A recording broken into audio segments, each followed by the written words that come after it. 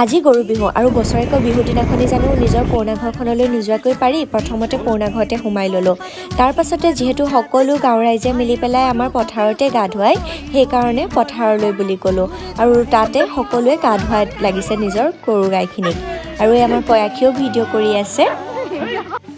আৰু এয়া হৈছে গৰু চাট আৰু আমাৰ গৰু চাটো ৰেডি হৈ গ'ল। লাও খা বেঙেনা খা বছৰে বছৰে বাঢ়ি যায়, এনেদৰে কৈ সকলোৱে নিজৰ গৰু গাইবিলাক গা ধুৱাই ল'লে আৰু এয়া চাট সলনি কৰি থকা হৈছে। তাৰপিছতে গ'লোঁ আমি পুৰণা ঘৰলৈ আৰু যিহেতু তাত ইমান ধুনীয়াকৈ কপৌ ফুল ফুলি আছিলে আপোনালোককো দেখাই ল'লোঁ।